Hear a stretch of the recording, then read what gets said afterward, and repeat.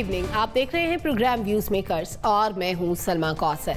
पहले पाकिस्तान और भारत के दरमियान तिजारत की बातें हुई, फिर अचानक खामोशी छा गई और अब अमेरिका ने कह दिया है कि दोनों पड़ोसी ममालिक बराह रास्त मुज़ाकरात करें।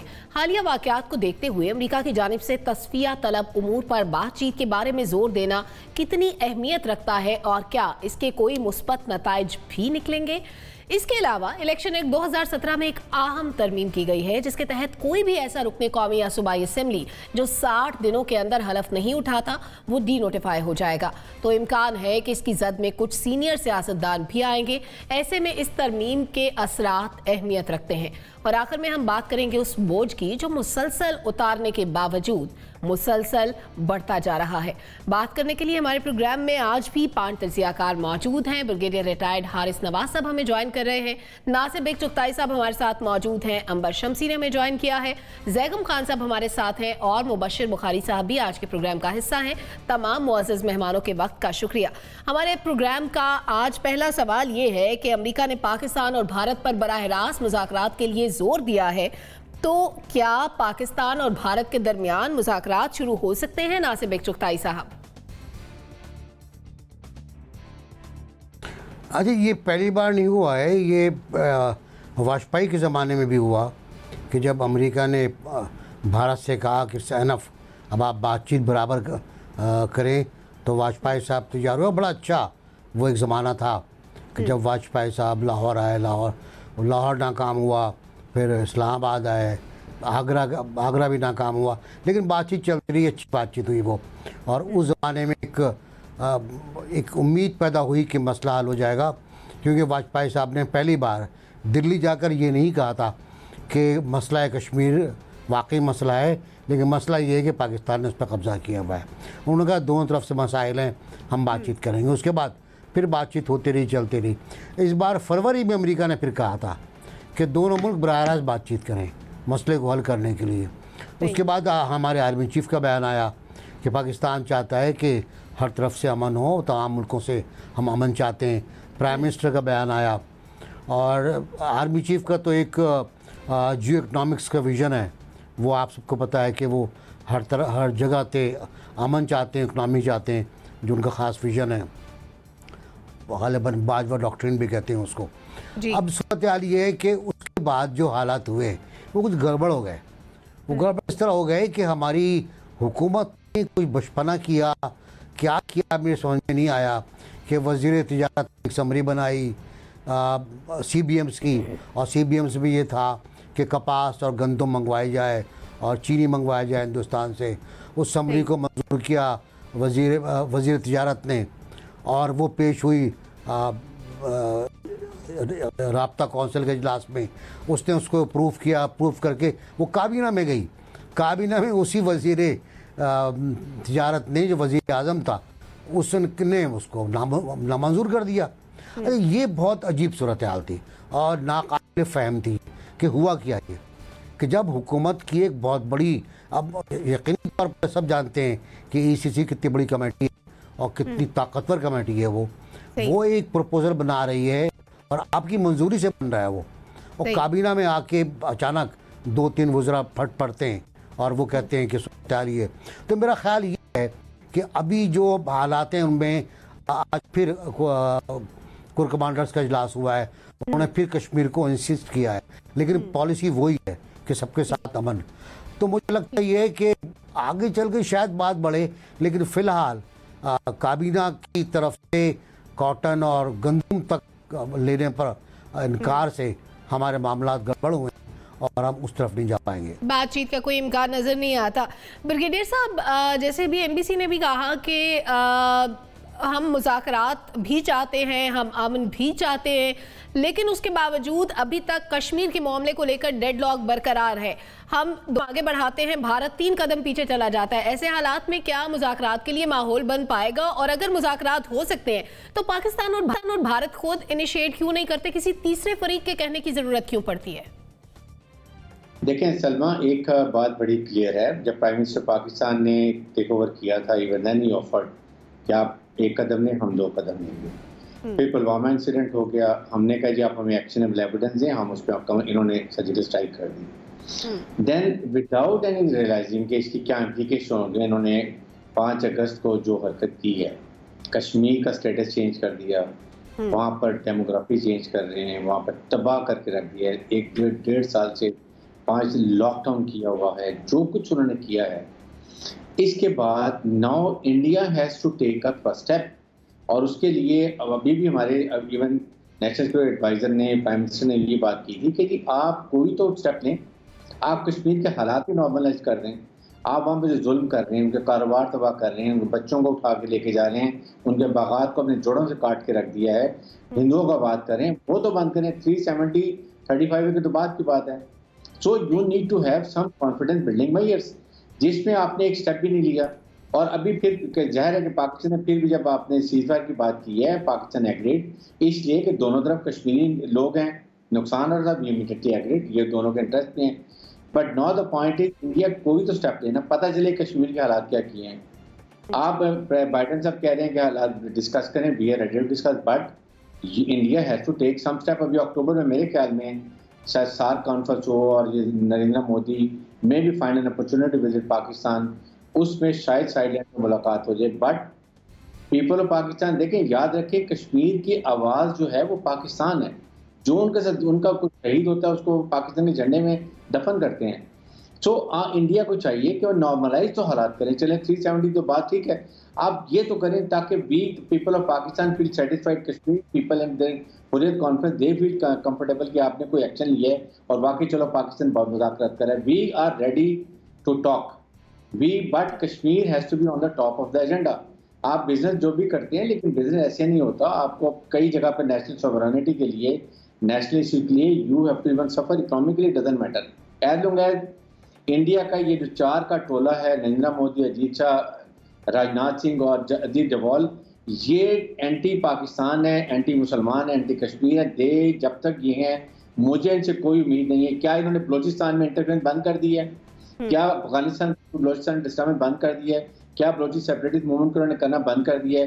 क्या पाकिस्तान में फिर जनरेशन बंद कर दिए? कोई तो स्टेप ले लें। तो I feel they have to take a step forward and then Pakistan always ready and we must negotiate but on equal terms as a sovereign country. ठीक है मुबशिर बुखारी साहब, पाकिस्तान का हमेशा से बड़ा क्लियर स्टांस रहा है कि अगर आर्टिकल 370 का खात्मा होता है तो उसके बाद हम बातचीत के लिए तैयार होंगे। और अभी जो तिजारत के मामले पे डेडलॉक हुआ, वो उसकी भी एक वजह यही थी कि जब तक कश्मीर का स्टेटस बहाल नहीं होता तब तक बातचीत आगे नहीं बढ़ेगी। क्या अमेरिका को पहले भारत पर जोर नहीं देना चाहिए था कि कश्मीरियों को उनके हुकूक दिए जाएं, उसके बाद बातचीत के लिए दरवाजे खोले जाएं एक दूसरे के लिए?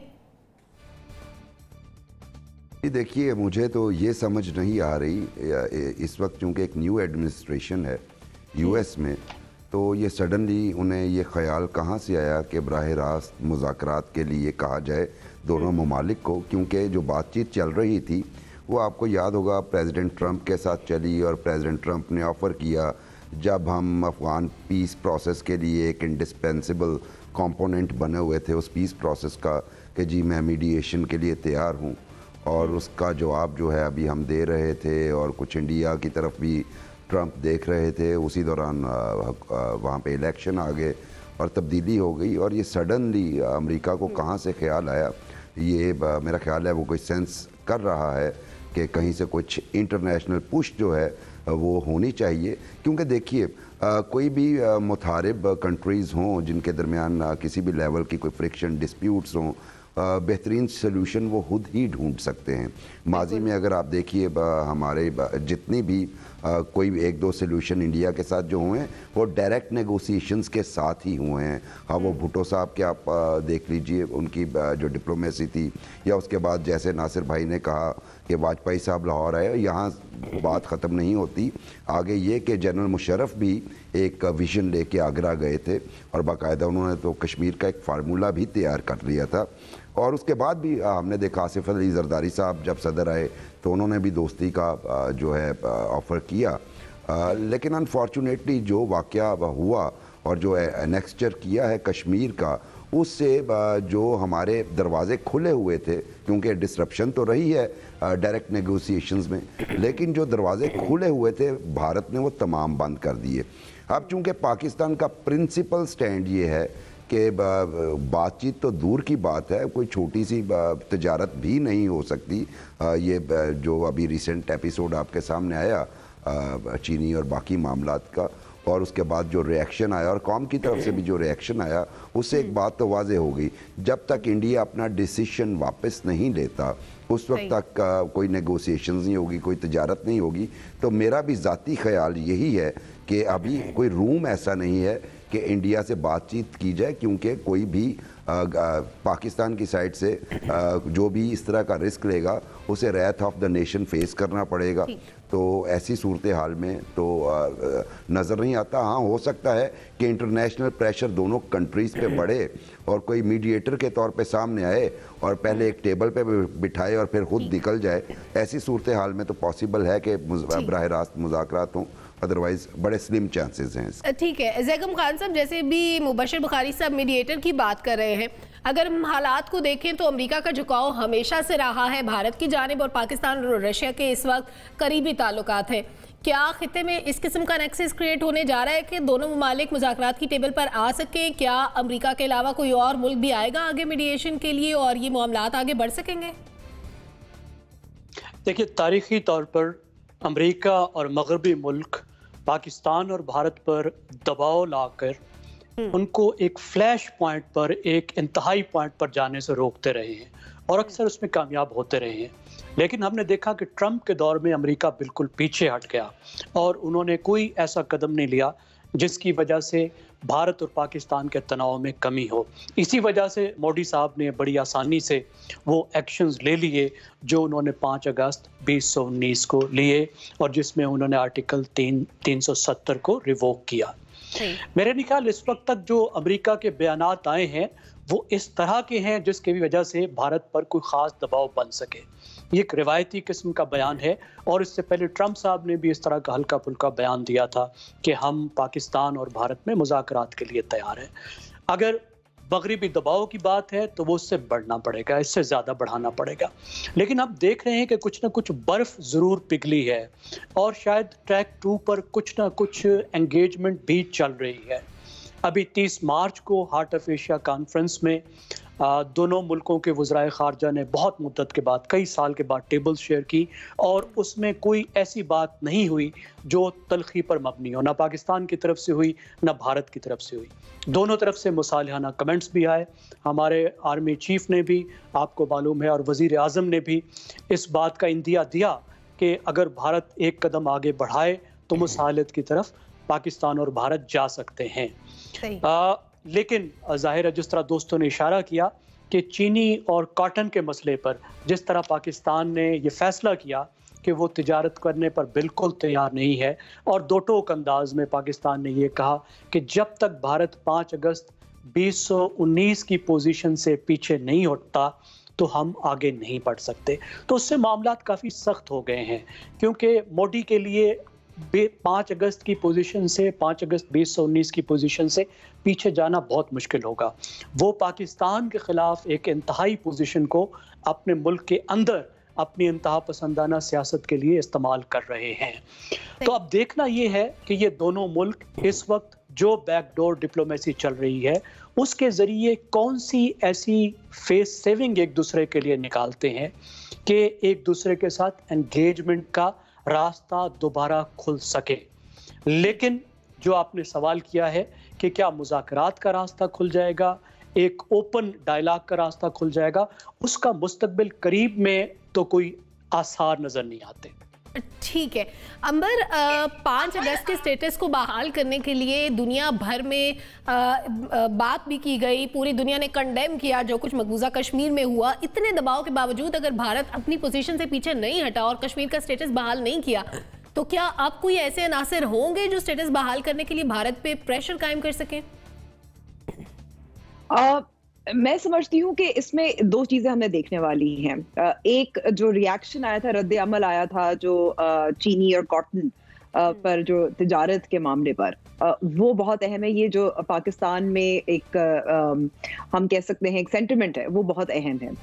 इसी वजह से जो अभी ज़ैक़म साहब ने भी इशारा दिया था, और बिल्कुल दुरुस्त बात है, मेरी भी ज़रा ये तस्दीक करते हैं और अखबारी रिपोर्ट्स भी यही कह रही है कि इस वक्त बैक चैनल की दरवाजे जो हैं वो खुले थे और बातचीत चल रही थी, जिसकी वजह से आपको नजर आया कि पानी पर भी जो बातचीत हुई थी, इसके अलावा जो खतूत का तबादला हुआ था, नरेंद्र मोदी ने भेजा था यौम पाकिस्तान के मौके पर, और फिर वज़ीर आज़म इमरान खान ने जवाब भी दिया था, शुक्रिया अदा किया था।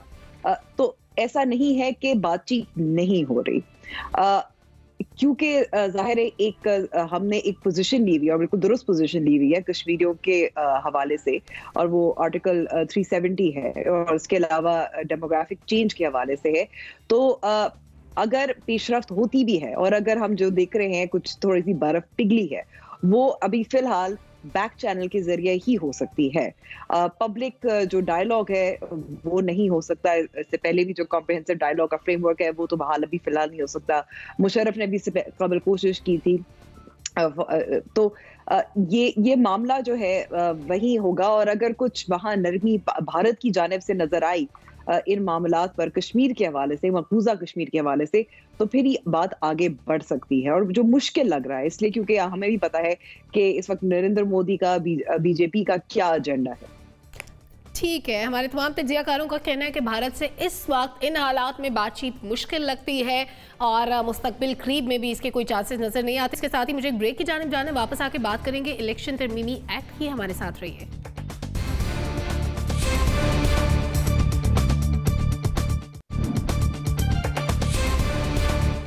Welcome back. हुकूमत ने हलफ न उठाने वाले अरकान पार्लियामेंट से मुतालिक अहम फैसला किया है। काबीना कमेटी बराए कानून साजी ने इलेक्शन एक्ट 2017 में तरमीम मंजूर कर ली है। अगर मुंतखब नुमाइंदा 60 दिन में हलफ न ले तो नशिस्त खाली हो जाएगी। इलेक्शन कमीशन ऐसे मुंतखब नुमाइंदे को फौरी तौर पर डी नोटिफाई करेगा। इलेक्शन एक्ट में तरमीम की वजह से मुस्लिम लीग नून के सागदार की सेनेट और चौधरी निसार की पंजाब असेंबली की रुकनीत खत्म होने का इम्कान पैदा हो गया है। हमारा सवाल ये है कि क्या इस तरमीम के मुस्बत नताइज सामने आएंगे ब्रिगेडियर साहब? देखें, ये I am definite for it, और ये बड़ा अच्छा डिसीजन है काबीना कमेटी बराए कानून साजी 2017 में जो एक्ट किया। देखें, असेंबली में चाहे प्रोविंशियल असेंबली हो या नेशनल असेंबली हो, why people select their representatives, ताकि उनकी कॉन्स्टिट्यूंसी के मसाइल, उनके लिए कानून साजी, उनके लिए बेहतर मौके, उनकी डेवलपमेंट, उन लोगों के लिए अच्छे का रोजगार, तालीम, सो के लिए काम किया जाए। अगर उस मेंबर असेंबली ने असेंबली में ही नहीं आना अपनी मर्जी की वजह से या अपनी जाती मसाइल की वजह से, तो why should that constitute people of that constitute सफर।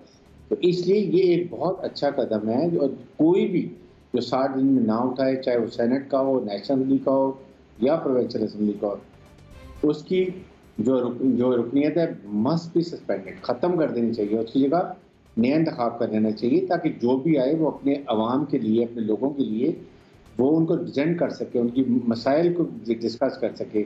और यही पर्पज़ है नेशनल प्रोविंशियल असेंबली का। आप आ जाते हैं, बड़े मर्दे थे, 2 साल के लिए चले गए, बैठे हुए घर में बैठे हुए, लोगों के मसाइल हल नहीं हो रहे हैं। तो आई थिंक इसको वी मस्ट सपोर्ट, और ये पाकिस्तान के लिए आइंदा के लिए बहुत इसके दूरस्थ पॉजिटिव नतीजे होंगे। ठीक है, एनबीसी बहुत एक ख़राब रिवायत चली आ रही थी कि करोड़ों रुपए कौम के खर्च होने के बाद जब इलेक्शन हो जाता है लोग हलफ नहीं उठाते। क्या ये तरमीम बहुत पहले नहीं हो जानी चाहिए थी, ताकि वही लोग इलेक्शन के और उन्हीं लोगों को इलेक्शन लड़ने की इजाज़त दी जाए जो इस मुल्क में रहें और अपने ओहदे का हलफ पे उठा सकें? बिल्कुल सही बात है। पहले तो मैं ये कर दूं कि ये 2-3 लोग भी हैं, ये अपने हल्के के अवाम को डिफ्रेंचाइज कर रहे हैं, उनका हक़ नुमाइंदगी पूरा नहीं कर रहे हैं ये लोग। और इसी वजह से ज़रूरी इस बात ये होता है कि खास पीरियड के बाद अगर हल्फ ना उठाएं ये, तो फिर ख़ुद छोड़ दें कि भाई हमारे बस में नहीं है, हम वापस नहीं आ सकते, हम गिरफ़्तार हो जाएंगे, हमें मार दिया जाएगा, हमारी अना मजरू हो जाएगी। हम कौमी असम्बली के रुकन मुंतखब होना चाहते थे, अब हमने मुस्तरद कर दिया और सुबह में भेज दिया, सुबह हमारे लिए अच्छे मुनासिब नहीं है। तो फिर ये खुद ही अलग हो जाते, लेकिन ये अलग नहीं हुए, डटे रहे, हटे, और तो चुनाचे ये तरमीम आई, और तरमीम आना बहुत ज़रूरी थी और बहुत देर हो गई। और बहुत देर हुई के हलकों के अवाम एक अरसे तक डिफ्रेंचाइज रहे, उनका हक नुमाइंदगी पूरा नहीं हुआ। कानून साजी खुद छोड़ें, इस पार्लियामेंट कानून साजी वाजी नहीं कर रही, ऑर्डिनेंस से मुल्क चल रहा है। लेकिन ये कि कम से कम इलाके का नुमाइंदा तो मौजूद हो ना, हल्के का नुमाइंदा तो मौजूद हो, तो ये बहुत बेहतरीन है, अच्छा है। ऐसे अच्छे फैसले करें ये लोग, बेहतर हो जाएगा। लेकिन ये कि इन लोगों को जो अंदर असम्बली में हैं, इनको भी कानून साजी करनी चाहिए, थोड़ा सा बिहेव करना पड़ेगा इनको भी। ठीक है मुबशर बुखारी साहब, क्या इतना काफ़ी है कि डी नोटिफाई कर दिया जाए उन लोगों को जो हलफ नहीं उठाते टाइमली अपने ओहदे का, या इनके लिए कोई जुर्माना भी होना चाहिए? सबसे पहले तो ये कानून जो है इसको वाकई में अप्रिशिएट करना चाहिए, क्योंकि हम बड़े अरसे पहले भी ऐसी प्रेसिडेंट्स बहुत सी मौजूद थी। अभी तो इसहाक डार साहब का नाम और चौधरी निसार अली खान साहब का नाम आ रहा है, लेकिन इससे पहले भी प्रेसिडेंट्स हैं। और जो इससे पहले की recent president, most recent president थी, वो आपको याद होगा मियां नवाज शरीफ जब डी.सी. हुए थे अपनी कन्विक्शन के बाद, तो उसके बाद उनकी कॉन्स्टिट्यूंसी से लाहौर से बेगम कलसूम नवाज मरहुमा, अल्लाह उनके दर्जात बुलंद करे, उनको इलेक्शन लड़ाया गया था। और वो हल्के में उनकी कैंपेन जो थी जी, और वो बिल्कुल हलफ नहीं उठा सकी थी, और वो तकरीबन 2 साल से ज़ायद का अरसा वो उनके नाम वो सीट रही। और उनकी जगह पे जो वहाँ के MPA से, चूँकि मुस्लिम लीग की हुकूमत थी, तो वो डैमेज कंट्रोल इस तरह किया गया कि वहाँ के MPA को बहुत ज़्यादा एम्पावर कर दिया गया, जो उनके नाम पे डेवलपमेंट वर्क वगैरह करवाते रहे, लेकिन वो नहीं आई। उसके बाद आप देखिए, अगर चौधरी निसार साहब कौमी असम्बली का हल्का जीत जाते तो वो यकीनन कौमी असम्बली में जाते, लेकिन चूंकि एक बड़े पेडेस्टल से वो नीचे आ रहे थे सूबाई असम्बली में, और फिर उनको कहीं से ये शायबा भी था कि शायद हालात इस तरह के बन जाएं कि मुझे चीफ मिनिस्टर बना दिया जाए, तो उन्होंने बुनियादी तौर पे इम्पोर्टेंस ही नहीं दी, जिसका मतलब है कि बेट्रेल किया उन्होंने अपने वोटर को। मैं तो एक स्टेप आगे जाऊंगा कि जुर्माना तो होना चाहिए, लेकिन एक तरफ और भी पॉलिटिकल पार्टीज़ को और जो इलेक्शन कमीशन है उसे देखना चाहिए, एक से ज़्यादा हल्के में इलेक्शन लड़ने पे भी पाबंदी होनी चाहिए। जो लीडर इतना कॉन्फिडेंट नहीं है कि वो किसी अपनी कॉन्स्टिट्यूंसी से अवाम का वोट लेकर मुंतखब हो सकता है, उसे ये हक नहीं पहुंचता कि वो इलेक्शन लड़े। क्योंकि आप देखें इसमें हमारे प्राइम मिनिस्टर साहब भी शामिल हैं, 5 कंस्टिट्यूंसी से एक इलेक्शन में लड़े थे, 1 से जीते थे।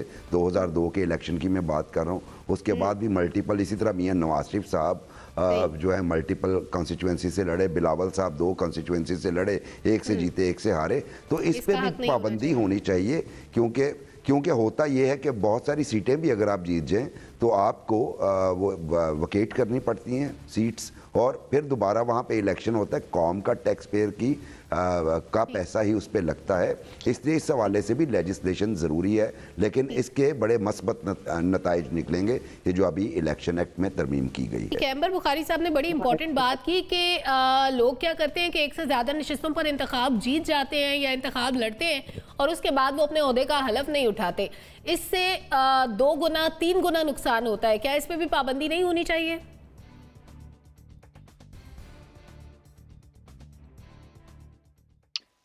सॉरी, सवाल मुझसे पूछ रही है जी अंबर?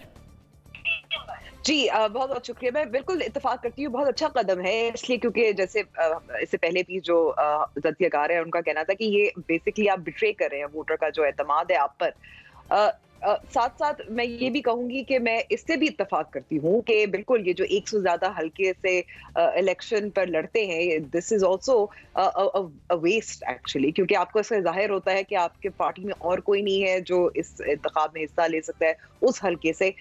मुझे याद है 2018 के इंतखाबात से कबल इमरान खान साहब का मैंने इंटरव्यू किया था, और उनसे मैंने ये सवाल पूछा था कि आप इतने सारे हल्कों से आप इलेक्शन में हिस्सा ले रहे हैं, आपको don't you think this is a waste of resources? तो उन्होंने एतराफ किया था उस वक्त कि मेरी, और ये कहा था कि ये मेरी सियासी मजबूरी है। मेरे ख्याल में उस पर भी सोचना चाहिए, और ये भी हमें देखना चाहिए कि जो प्रोडक्शन ऑर्डर जो जारी नहीं होते, जो स्पीकर की सवाबदीद पर होते हैं, जो सियासी बुनियादों पर विद होल्ड किए जाते हैं, इससे भी आप देखिए कि जो उनकी नुमाइंदगी करते हैं, अपने वोटर की नुमाइंदगी करते हैं, वो महरूम रहते हैं। इसमें कई मिसालें हमारे साथ हमें नजर आती हैं, जहां अली वजीर हैं, चाहे शहबाज शरीफ हो या शाहिद खान अब्बासी हो, वगैरह वगैरह, जिनके प्रोडक्शन ऑर्डर विद होल्ड किए गए थे।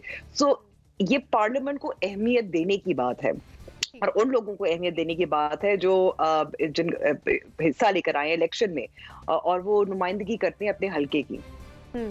ठीक है, ज़ैगम खान साहब, क्या तबसरा करेंगे आप इस तरमीम पर? बिल्कुल, मैं एक तो इस तरमीम से इत्तफाक करता हूँ। देखिए, जो लेजिस्लेचर है, जो आपका कानून साज इदारे हैं, पार्लियामेंट है, ये आइनी तौर पर और उसूली तौर पर मुल्क के मुक़्तदर तरीन इंस्टीट्यूशंस हैं, इदारे हैं। इनका नाम तो लेजिस्लेचर है और ये कानून साजी करते हैं और इस कानून साजी से पूरा मुल्क चलता है। लेकिन इनके दो फंक्शंस और भी हैं। एक तो ये गवर्नमेंट की ओवरसाइट करते हैं, ये देखते हैं कि हुकूमत काम ठीक कर रही है या नहीं कर रही।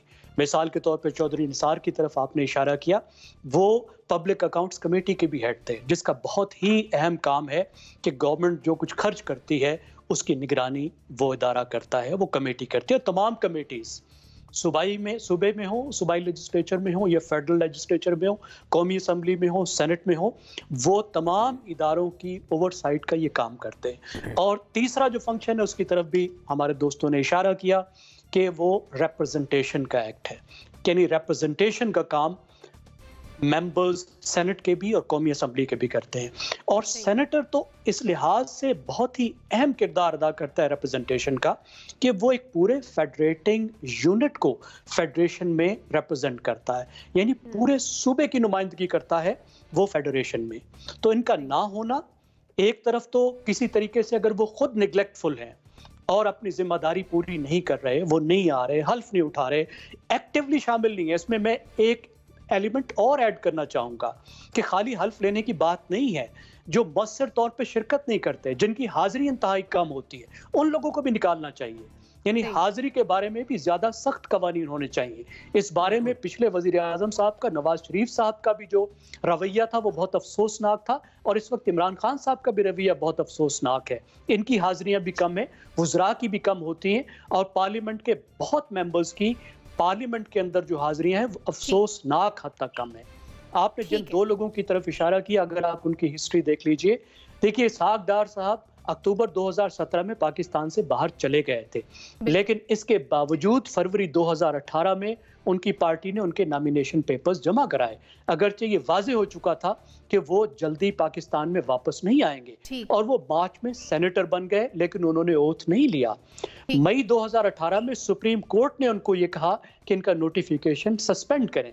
यही मामला जो है वो चौधरी निसार साहब का है, वो बहुत बड़े शहजादे हैं, उन्होंने इलेक्शन जीता लेकिन वो रूठ गए कि मुझे जो है MNA बनने का कोई मौका क्यों नहीं मिला, और उन्होंने भी हल्फ नहीं लिया। और उन पे के बारे में भी हाई कोर्ट जनवरी 2019 में कह चुकी है कि इनको डिनोटिफाई करें। मेरे ख्याल है ये कानून बिल्कुल अच्छा है। ठीक है, पहले हलफ उठाना जरूरी है और उसके बाद हाजिरी भी उतनी ही जरूरी है, वरना जैसे NBC ने कहा कि वो आवाम को हक के नुमाइंदगी से महरूम कर देते हैं। NBC आप कहिएगा, क्या कह रहे हैं आप? बहुत छोटी सी बात करना चाहता हूँ कि जो लोग रोजाना आते हैं पार्लियामेंट में और एक लफ्ज नहीं बोलते, उनके खिलाफ भी कार्रवाई होनी चाहिए। ठीक है, वो लोग जो असेंबली में तो जाते हैं लेकिन एक लफ्ज नहीं बोलते, अल्टीमेटली वो आवाम को उनके हक से महरूम कर रहे होते हैं। जी ब्रिगेडियर साहब, देखें इसमें बिल्कुल एक तो ये कि नंबर ऑफ सेशन जो भी MNA MP मिस करे उसके भी सिस्टम होनी चाहिए। नंबर 2, जो 60 सेकंड के अंदर ना, अगर तो उसकी कोई खुदा न खासे एलिमेंट है तो ऑब्वियसली उस पर रिलैक्सेशन होनी चाहिए, लेकिन इंटेंशन नहीं करता, he should have a life ban, ताकि वो इस काबिल ही न रहे आइंदा के लिए कि आवाम को रिप्रेजेंट कर सके। ठीक है, इसके साथ ही मुझे एक ब्रेक की जाने बढ़ आकर कुछ दीगर मामलों पर बात करते हैं। हमारे साथ रहिए।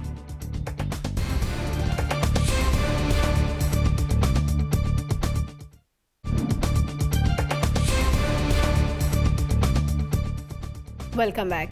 वज़ीर आज़म इमरान खान ने कहा है, हमने 2.5 साल में 35,000 अरब रुपए का कर्ज वापस किया है। इस्लामाबाद में तकरीब से खिताब करते हुए वज़ीर आज़म का कहना था कि बदकिस्मती से ऐसे कर्जे लिए गए जिनसे मजीद कर्जे चढ़ रहे हैं। मुस्लिम लीग नून ने 5 साल में 20,000 अरब रुपए का कर्ज वापस किया। हमारा सवाल ये है कि इतने भारी कर्ज की वापसी के बावजूद हम इस बहरान से निकल क्यों नहीं पा रहे? ज़ैगम खान साहब। सवाल ये नहीं है कि हमने कितना कर्ज वापस किया, सवाल ये है कि जो हमारा मजमूई कर्ज है वो कम हो रहा है या बढ़ रहा है। बढ़ रहा है तो किस रफ्तार से बढ़ रहा है। अगर हम कर्ज की सूरत हाल देखें तो पाकिस्तान एक बहुत बड़े खतरे से दो चार है, जिसको एक स्नोबॉल कहते हैं कि मुसलसल बर्फ बढ़ती जा रही है और हमारी तरफ एक स्नोबॉल आ रही है। देखिए, नवाज शरीफ के दौर में पाकिस्तान हर रोज 8 अरब का इजाफी कर्ज ले रहा था, यानी कर्ज उतार कर जो पाकिस्तान पे कर्ज का बोझ बढ़ रहा था वो हर रोज 8 अरब रुपए था। इमरान साहब के दौर में 18 अरब रुपए का हम इजाफी कर्ज ले रहे हैं, दुगने से ज्यादा हो चुका है। अगर कर्ज में आप इजाफे को देखें, जो पीपल्स पार्टी का दौर था 2008 से 2018 तक, उसमें पाकिस्तान का जो कर्ज है वो 50 अरब से बढ़कर 58 अरब रुपए हो गए, 58 अरब डॉलर हो गया था, माफ कीजिएगा। फिर नवाज शरीफ के दौर में ये कर्ज 58 अरब डॉलर से बढ़कर 93 अरब डॉलर हो गया, और इन 2.5 साल में 93 अरब से 115 अरब डॉलर हो चुका है। अब एक और बहुत अहम पैमाना है जिस पर हमें इसको जज करने की जरूरत है, वो ये है कि क्या हम जो टैक्स से आमदनी हासिल कर रहे हैं उससे इस कर्ज को अदा कर सकते हैं। कर सकते हैं तो कितनी आसानी से अदा कर सकते हैं। 2018 तक हम तकरीबन 39% पाकिस्तान का जो हमारा टैक्स है उसके वो हमारा जा रहा था वो जा रहा था बैरूनी कर्ज की अदायगी पर।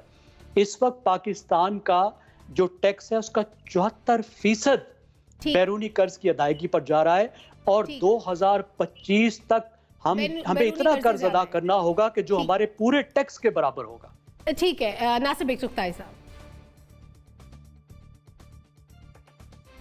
अच्छा, हम जगम साहब ने बात बहुत आसान कर दी, और सवाल ये पैदा होता है कि जितना कर्ज हमने वापस किया है उसके बदले हमने कितना कर्ज और लिया है, अपने ऊपर कितना कर्ज हमने चढ़ा लिया है।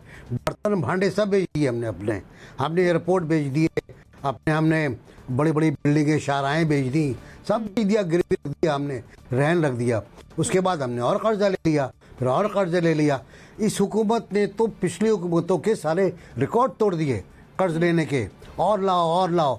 और शुक्र करें डेफर हो रहा है कर्जा आपका, वरना ज़्यादा पेमेंट करना पड़ती है आपको, और ज़्यादा वर्ल्ड बैंक डेफर कर रहा है आपको, IMF डेफर कर रहा है, रहम कर रहा है आपके ऊपर। तो इसको थोड़ा सा ख्याल करना चाहिए कि कितने अच्छे लोग हैं, प्यारे लोग हैं वो, कि हमारा कर्जा माफ़ नहीं कर रहा है, डेफर कर रहे हैं। दूसरी बात यही कि हमारा जो रेवेन्यू है उसका कितना फीसद जा रहा है कर्जों की वापसी में। एक फिगर है कि 80% जा रहा है, और 80% इस वक्त जा रहा है। तो आने वाले वक्त में खुदा न खास्ता हमारे पास फौज, पुलिस, सरकारी अमाल, इनके तनख्वाहों के लिए पैसे भी बचेंगे, उसके भी कर्ज देना पड़ेगा। तो अल्लाह खैर करे, हालात बेहतर नहीं है, सूरत हाल बेहतर बिल्कुल नहीं है, और हम मजीद कर्ज लिए जा रहे हैं। 80% कर्जों की वापसी पे जा रहे हैं। बशीर बुखारी साहब, मुख्तसरन। जी बिल्कुल, जैगम साहब ने स्टैटिस्टिक्स दे दिए, नासिर भाई ने रीज़न बता दी। समझ में बात यही आ रही है, दरअसल कौम को अंधेरे में रखा जाता है। सारे जिन जिन शराइत पे कर्जाजात लिए गए हैं वो कौम को बताए जाने चाहिए।